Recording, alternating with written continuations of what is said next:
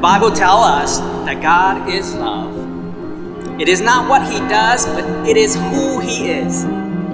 That is his character. He loves because he is loved. But I just want to let you know that one of the main reasons why we are all here today is because God loves us. And he wants to express that love through Ben and Michelle.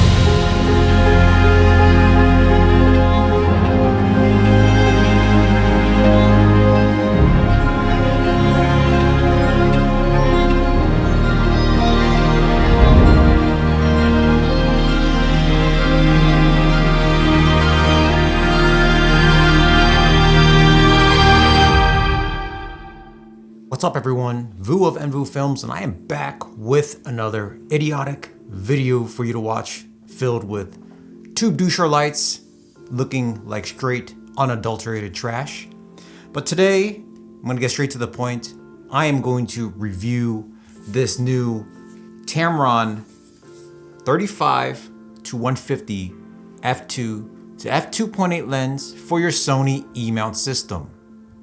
With that said, this review is a loose review because I've only used it to film one wedding, but based off of just the handling, autofocus, sharpness, IQ, whatever, that is what I am reviewing this lens on. But obviously, a true legit review would be a review of this lens at least after multiple shoots, maybe even 6 months of use, to see if there's any dust or any type of other imperfections or quality control things that may come up, because obviously you can never review a lens within a week of ownership because there's no way to know its durability, things of the nature. But I'm gonna review it based on my using this for a full wedding film. You know, I just gotta tell you that because I gotta learn my lesson. I reviewed before this Sigma DGDN. DN stands for D's Nuts Sigma lens 2470 before, and of course after about 6 months it started building up a lot of dust inside the lens, and I can't recommend it the same way I recommended it the first week I owned the lens. Just a quick size comparison of the Tamron and the Sigma. As a Sony Alpha D-bag shooter, we're all familiar with GM lenses, but the true GM is right here in my hands. It is GM for Girthmaster because this lens is extremely girthy, and as it extends to penetrate the scene, it erects. It is not something that is zoomed within, the body, the internal zoom. It is an external erecting zoom, which means it gets larger as it wants to penetrate the scene even closer. With that said, if this lens was an internal zoom, I assume it's going to be like this big.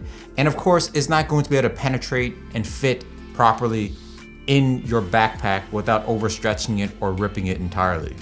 So in that sense, I really appreciate this external erecting zoom lens design because it keeps the actual body of the lens, as you're walking around, as you're putting in your backpack and not using it, it keeps it nice and compact. So this is what it is without a lens hood. So the overall build quality of this lens reminds me very much of the Sigma DGDN 2470. DN stands for D's Nuts lens. I mean, that's pretty much exactly what it feels like to me, other than the fact that it is bigger, which means it's very well built. There's weather sealing. I actually used it outside in the rain for a bit to take some pictures of my truck, and nothing happened to it. It was fine. So I've had other Tamron lenses before. I have the 17 to 28. It definitely feels better built than this lens here. This is, obviously it's Tamron's most expensive lens. It seems like it's $1,800, at least most expensive for mirrorless E-mount. It's definitely worth the price. So at least it feels like it's worth the price. So if I told you today, should you buy a Tamron 35 to 150 f2 to 2.8 lens, I would tell you yes. I think it's a great versatile lens. It's fast aperture, in my opinion, especially at f2. Obviously, once you get past, there's like a whole chart you could find somewhere, but once you get past like 80, it becomes 2.8 entirely. And honestly, 2.8 is not bad for low light. Obviously, it's not as good as a prime, but if you want like just nice, creamy bokeh compressed backgrounds, like after 80, like 2.8 is creamy. As creamy as, you know, most people would even care for. So with that said, I think it's a great aperture range. And obviously it is a great zoom range for versatility. If you're more of like a studio person, you know, you're filming like talking heads, stuff like this, interviews, corporate interviews where things are in controlled situations and you have time to switch out lenses, maybe you probably won't need something like this. You know, maybe stick with your primes, your 50 millimeters, your 85s, etc. But if you're like a wedding filmmaker, like myself, who just loves the versatility, the ability to get multiple different shots in a very small amount of time, different zoom ranges. If you have to zoom in to crop out just messy hotel rooms, or if you just need to, you know what I mean. You know, if you're a wedding filmmaker, you know, sometimes you see like this wide shot that you really want to get, and let's say you don't have a second shooter with the wide angle available, and you're on like a 50 millimeter. The 50 millimeter, you know, prime lens is all you're gonna get. But in this case, you know, you could be in your 70, your 50, and you could go to 35 if you want like a wider scene really quickly, and obviously at a very high quality. So I would absolutely recommend this if you are a run and gun shooter, regardless of the girth. Yes, it is massive, it is large, but that is the trade-off for something so versatile. It's either you carry around something this massive in size all day long, or you're gonna have to be willing to switch out lenses, you know, on the fly, where things are happening really quickly. And it's probably, in my opinion, when I stick with the prime lens, I don't change that lens at all the whole day. That's like the lens I use all day. And when I use this, I use this all day. And of course, because I use this all day, I had like 35 to 150 to use. And in my opinion, this lens performed perfectly. It performs like any other Sony E-mount lens I've ever used. So if you're shooting on A7S III, or if you're pre-ordered A7 IV, if you're using one of these cameras, probably A7 III as well, you're not gonna have any issues with how this lens performs in terms of autofocus. It autofocuses quick, it track focuses like any Sony lens I've ever used. You know, if you sit there and probably do like a photo test between this lens and every other Sony E-mount lens, maybe it'll have more in focus, maybe it'll have less in focus, but you're talking about like a very small, nominal amount that probably doesn't matter for your end deliverables, in my opinion. But in reviewing the footage, I would say at 50 millimeter, it's probably not as like squared off as like a 50 millimeter GM, which means it's a zoom lens. There's some distortion, but nothing that's gonna be like, oh, you know, like it looks bad or something. Like I can't really tell. I'm not gonna sit here and pixel peep.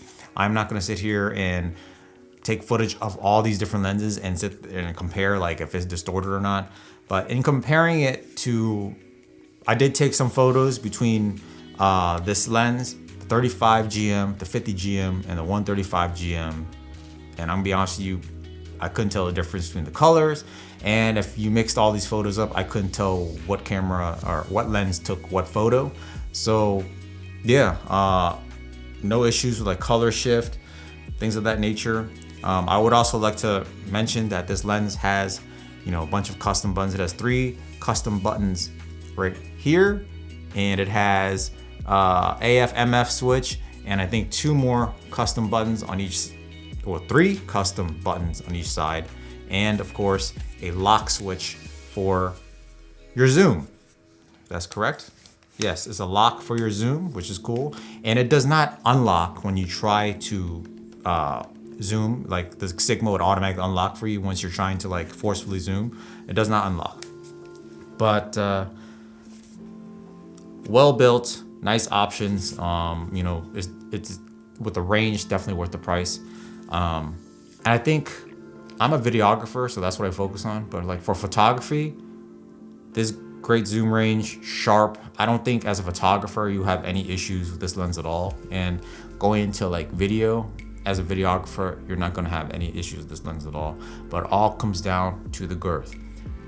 I felt like when I put this on a gimbal, I use it on a DJI Ronin S2 or RS2. It was heavy, okay? But I didn't feel like it was so much different than me using a Sigma 2470 DGDN. DN stands for decent nuts lens. Even though this lens is smaller, this lens is bigger and definitely heavier.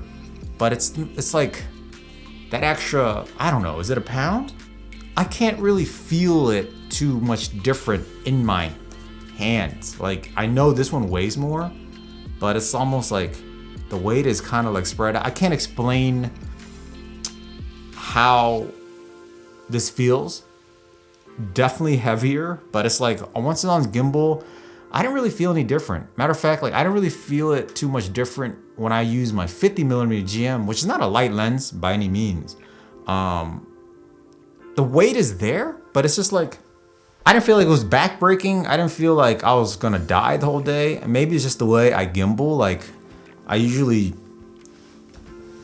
when I'm filming, I hold the gimbal up, and if I'm not, I just kind of rest the gimbal on my hip and it just chills there, or I just like let it hang down low, like underslung.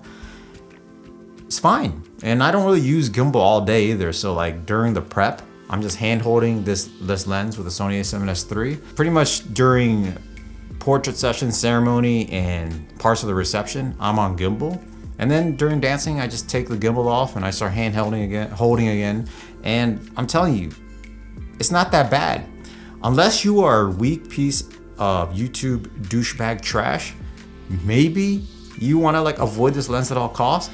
But if you're an average dude who, you know, used to work out a lot, which is me, I used to lift pretty, you know, I haven't lifted as consistently as I did, you know, 5-6 years ago before I had kids, but I handled the gimbal with this lens on the Sony a7S III with the cage on all day, no problem.